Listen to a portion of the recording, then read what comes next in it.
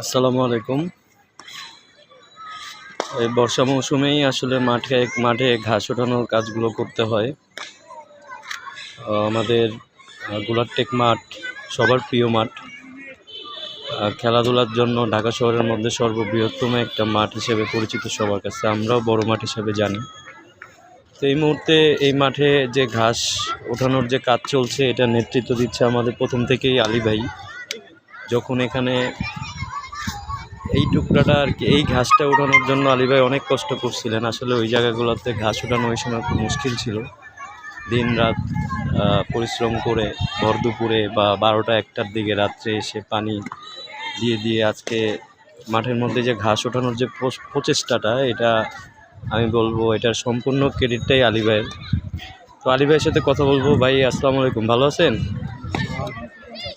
ভাই, ঘাস তো ওঠানোর কাজ চলতেছে। আপনি আল্লাহর রহমতে মাঠে, আমাদের মরুভূমির একটা মাঠ ছিল আর কি, আমরা যতটুকু চিনি খালি চারা বাইরেই তো সেই জায়গা থেকে আপনি যে এই ঘাস একটু একটু করে এই পর্যন্ত আসলেন, এই বর্তমানে এই ঘাস ওঠানোর উদ্যোগটা কিভাবে নিলেন? এইটা ওই যে আমরা একাডেমি আছে, একাডেমি প্র্যাকটিস করি। মাঠটা মনে করো ভালো হইলে তো দেখতে সুন্দর দেখা যায়, বাচ্চারা খেলে আরাম পায়। আর মাটির নিজে ঘাসের ধুলার নিজে তো খেলে আর না কেন বাচ্চারা অসুস্থ হয়ে যায়। এটা তো মনে করেন যে এটা তো সবারই একটা দায়িত্ব, যারা মাঠে খেলাধুলা করতো বা পছন্দ করে। আসলে এই কাজগুলো তো সম্মিলিতভাবেই করা লাগে। তো আপনি ওই জায়গা থেকে সবার সাপোর্টটা কীরকম পাইছেন? সবাই তো সাপোর্ট দেয় না, মানুষের খালি এলাকার মানুষ মনে করে এই মাঠ নষ্ট করে আরো কি ওরা এই সাপোর্ট করবো কি আরো আয়া ঝামেলা করে। এটা ব্যক্তিগত প্রশ্ন করি, আপনি এই জায়গায় দীর্ঘদিন, মানে এটার কত বছর হবে আপনি এই মাঠে কাজ করতেছেন ফুটবল নিয়ে? মাঠে তো মনে করো 2098 ধরো। 98 সাল থেকে? 98-এর আগে ওই যে জিবিএসবি ক্লাব করছি দেড়া দিয়া, তুমি হয়তো দেখছো না? ওই যে মাহবুব টিপু ওরা মানে দীর্ঘ 2 যুগ বলা যায়, যে 2 যুগ ধরে 3 যুগ, মানে 36 বছর। 98 থেকে শুরু করলে আপনার তো সেটা 2 যুগের মতোই হয়। এখন চলতেছে 24 সাল, 22 বছর, 24 বছর। তো 2 যুগ ধরে আপনি যে কাজ যে করতেছেন, তো আপনি ওই হিসাবে আপনি এই জায়গা থেকে আউটপুট কী পাইছেন? মানে আপনি তো, আপনারও পরিবার আছে, খেলাধুলা তো ভালোবাসা থেকেই আসেন। তো আমি জানতে চাচ্ছি যে আপনার পরিবার পরিজন কতজন? পরিবার পরিজন তো আমার 2 মেয়ে আছে, এই 3 মেয়ে, আমার তো ছেলে নেই। 3 মেয়ের কি অবস্থান বর্তমানে? সবার বিয়ে হয়ে গেছে? একজন বিয়ে হয়েছে, আরেকটা ইউনিভার্সিটিতে পড়ে, এই অনার্স থার্ড ইয়ারে। আর বড়টা তো অনার্স থার্ড ইয়ারে ফাইনাল বিয়ে দেয়। আপনি যে পেশায় আছেন, স্বাধীন পেশায়, এই পেশায় একটা আনন্দ, মানসিক আনন্দ, এটা আপনি ছাড়া হয়তো আপনার পরিবারের আর কেউ বুঝে না। তো অনেক সময় বাস্তবতার কারণে আপনার যে পরিবার যে চালান, আপনি যেভাবে চালানো উচিত মনে করেন, যে সময়টা এটার পিছনে ব্যয় করছেন, ওইভাবে কি আসলে পারছেন কিছু করতে পরিবারের জন্য? পরিবারের তো মানে বঞ্চিত পরিবার, আমার এই খেলাধুলার পাশে দৌড়ায় পরিবার বঞ্চিত। তাও কেন করলেন? মানে এইভাবে বঞ্চিতটা পরিবারকে কেন করলেন? নেশা একটা, ফুটবলের নেশা মনে করো। এটা ফুটবল নিয়ে থাকি, পাইনার টিম করি, মনে করো না করলে আর ভালো লাগে না। প্রথম থেকে কইরাইছি, অনেক না করলে আর ভালো লাগে। ছোটোবেলায় নষ্ট হয়েছি, মানে মানুষ করে লাভের লেগে আমার তো লস হয়।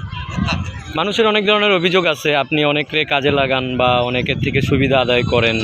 তো এই বিষয়গুলো আসলে প্রকাশ হওয়া দরকার, যে আপনি আসলে কেমন মানুষ।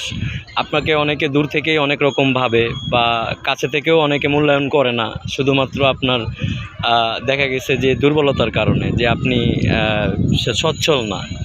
তো এইটার একটা সুযোগ নিয়ে দেখা গেছে আপনার চাইতে সচ্ছল একজন আপনার সাথে দুর্ব্যবহার করতেছে, বয়সে ছোট হইলেও অনেক সময় আপনার এগুলোও মেনে নিতে হয়। তো সব ওভারঅল আপনি খেলাটা অনেক ভালোবাসেন বিধায়ী মাঠে আছেন। তো আপনার স্বপ্নটা কি?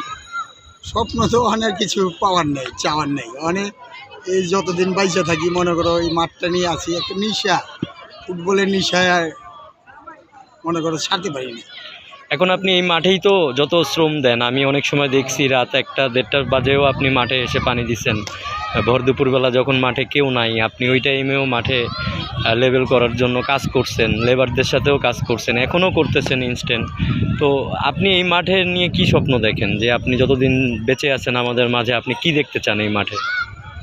আমি দেখতে চাই, মনে করো মাঠটা যাতে সুন্দর ভালো রাখলে হয়তো এলাকার মানুষ বলতে পারবে যে এই অমুকে আসছিল, যে মাঠটা ভালো লাগছে সবসময়। আর মনে করে অনেকে মনে করে মাঠেতে অনেক টাকা পয়সা মনে হয় ইনকাম, আসলে মাঠে কোনো ইনকাম নাই। মাঠে এই যে বাড়ির থেকে আসি ব্যবসা বাণিজ্য ফালা দিয়া, এটাই লস। ব্যবসা বাণিজ্য আমার আগের থেকে, আমার যে ব্যবসা ছিল আগে 2-3টা ইটের গদি ছিল, সব শেষ। এই সমাজে আপনি যারা নাকি যোগ্যতাবান এবং যারা নাকি সামর্থ্যবান আর কি, যাদেরকে বলি আমরা, তাদের কাছে আপনার কি চাওয়া থাকবে? খেলাপ্রিয় যারা আছে, খেলাপ্রীতি এই মাঠে যারা অনেক প্রজন্ম আছে, আপনি এই 2 যুগে অনেক প্রজন্মই বড় করছেন, অনেকেরই অনেক ধরনের ভুল ধারণা আছে। আসলে পরিবার একটা মেনটেন করতে গেলে আপনার মতো মানুষকে অবশ্যই এই মাঠে তো আর কেউ ঘাস লাগানোর চেষ্টা আপনি ছাড়া কেউ করে নাই, এবং আপনার পরিবারে বাজার না থাকলে কেউ বাজার করে দিয়ে আসে নাই। এখন সব মিলে আপনি আসলে যে যেটাই ভাবুক, আপনি আপনার কাজে যে লেগে আছেন, এটাই আমাদের কাছে একটা ভালো লাগার ব্যাপার।